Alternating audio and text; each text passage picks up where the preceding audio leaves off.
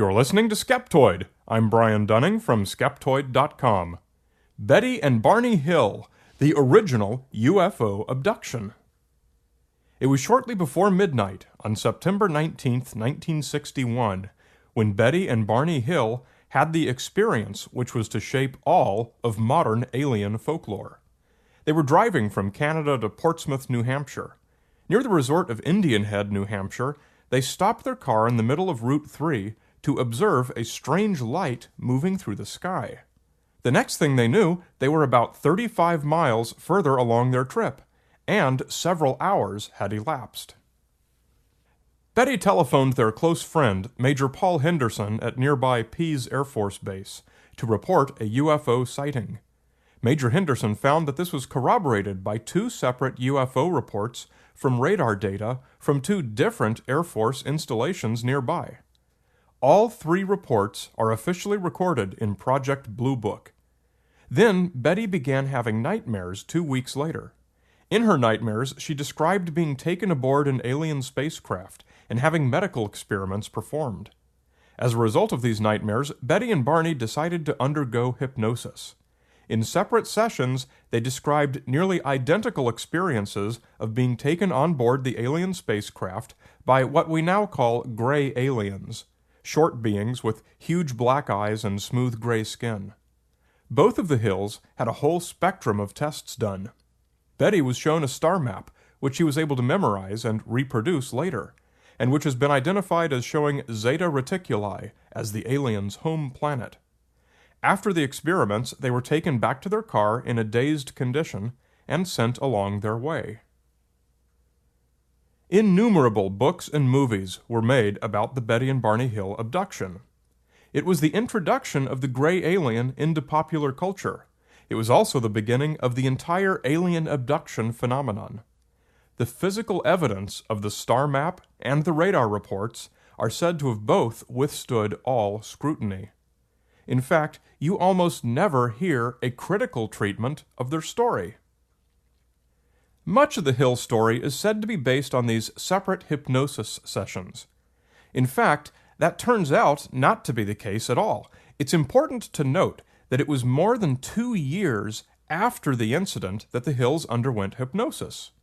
And during those 2 years, Betty was writing and rewriting her accounts of her dreams.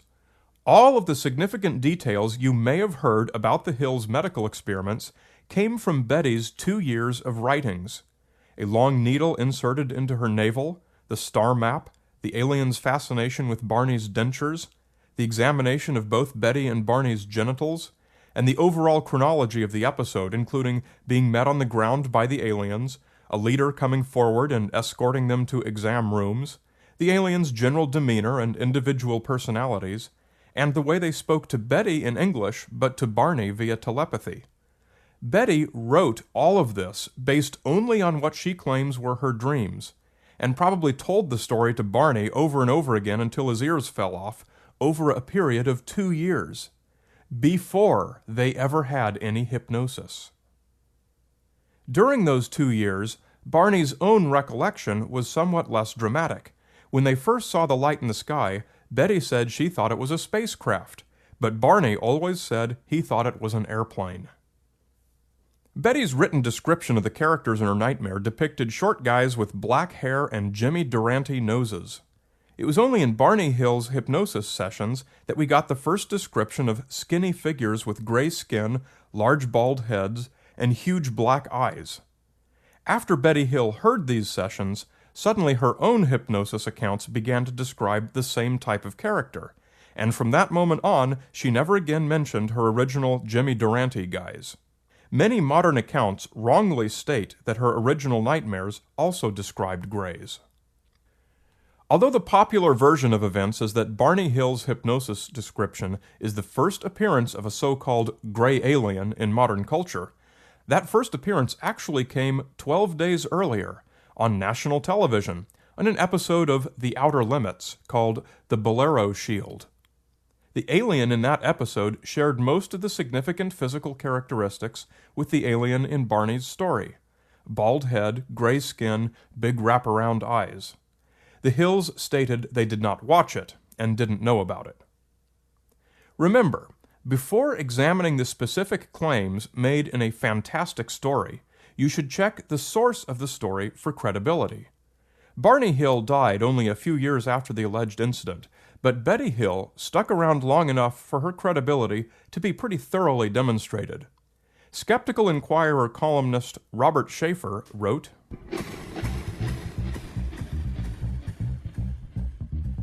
I was present at the National UFO Conference in New York City in 1980, at which Betty presented some of the UFO photos she had taken. She showed what must have been well over 200 slides, mostly of blips, blurs, and blobs against a dark background. These were supposed to be UFOs coming in close, chasing her car, landing, etc. After her talk had exceeded about twice its allotted time, Betty was literally jeered off the stage by what had been at first a very sympathetic audience. This incident, witnessed by many of ufology's leaders and top activists, removed any lingering doubts about Betty's credibility. She had none.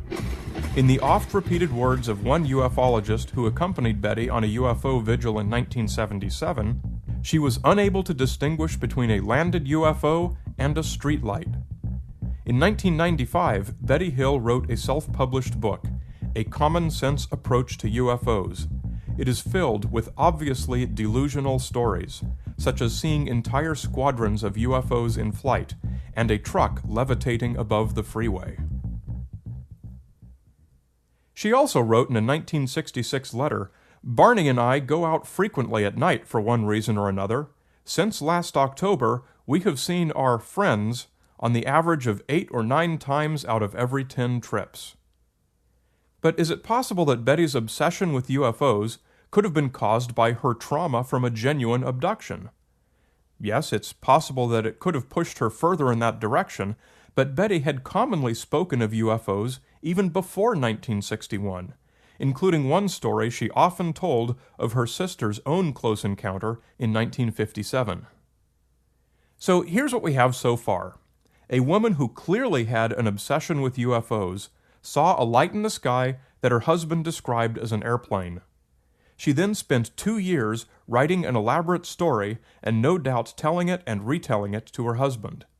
Later, under hypnosis, Barney was asked about the events described in Betty's story, and, surprise, surprise, he retold the story she'd already told him 100 times, with an added dash from the Outer Limits episode of 12 days before. So far, we have a tale that's hard to consider reliable. But then there are those 3 items said to be physical evidence of the Hill abduction. First, the star map hand-drawn by Betty from memory from one shown to her aboard the spacecraft. Second, the purple dress she was wearing that night, kept for 40 years in her closet, torn and covered with mysterious dust. And third, reports in the Air Force's official Project Blue Book stating that radar confirmed the presence of a UFO on that night at 2 separate Air Force facilities in the area, both within hours of the Hills' claimed abduction. Let's look at those first. The first report was from Pease Air Force Base, about 82 miles southeast of Indian Head, at 2:14 a.m. The Hills got home in Portsmouth at 5 in the morning on September 20th. Their story states that they came to, after their medical experiments, about 35 miles south of Indian Head, near the town of Ashland. From Ashland to Portsmouth is about an hour and 45-minute drive, so they came to in their car around 3:15. This chronology puts Pease Air Force Base's UFO radar evidence squarely in the middle of the Hills' 3 hours of medical experiments aboard the spaceship, which they say was sitting on the ground the whole time. If the Hills' story is true, the Pease Air Force Base report must be an unrelated event. The second report is from North Concord Air Force Station, a small hilltop radar station closed in 1963 that was about 40 miles north of Indian Head at 5:22 p.m. on September 19th. This is about 7 hours before the Hills observed their light in the sky. It clearly does not corroborate the Hills sighting. The reports in Project Blue Book note each target's extremely high altitude and low speed, and conclude that each was probably a weather balloon. Next, we have Betty's purple dress, the zipper of which she found to be torn. She then hung it in the closet. 2 years later, after the hypnosis, she got it out and said there was strange pink dust on it. She hung it up again, this time for 40 years, when a group of crop circle investigators examined it. They concluded the dress had an anomalous biological substance on it.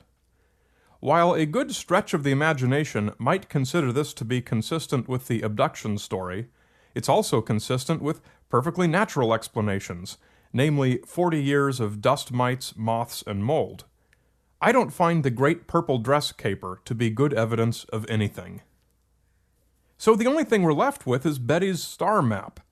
In her original written stories, she described the aliens' star map as three-dimensional. Under hypnosis, she redrew it on paper in 2 dimensions. It's 7 or 8 random dots connected by lines, and it's quite rough and by no means precise. Several years later, a schoolteacher named Marjorie Fish read a book about the hills. She then took beads and strings and converted her living room into a 3-dimensional version of the galaxy based on the 1969 Gliese star catalog. She then spent several years viewing her galaxy from different angles trying to find a match for Betty's map, and eventually concluded that Zeta Reticuli was the alien home world. Other ufologists have proposed innumerable different interpretations. Carl Sagan and other astronomers have said that it is not even a good match for Zeta Reticuli, and that Betty's drawing is far too random and imprecise to make any kind of useful interpretation. With its 3rd dimension removed, Betty's map cannot contain any useful positional information.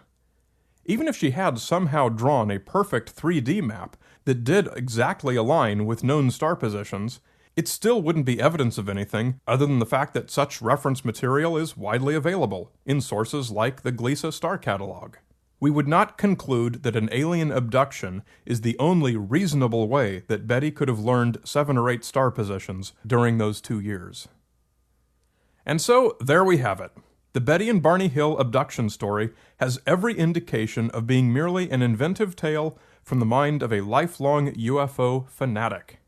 Despite the best efforts of authors to bolster it with mischaracterized or exaggerated evidence, it is unsupported by any useful evidence, and is perfectly consistent with the purely natural explanation. Come to Skeptoid.com for information about my newest in-person presentation, Sounds from Beyond, a fun-filled hour packed with weird actual recordings and strange sounds, guaranteed to educate and amuse as we apply scientific thinking to learn exactly what these phenomena really are. Come to Skeptoid.com and click on Appearances. You're listening to Skeptoid. I'm Brian Dunning from Skeptoid.com.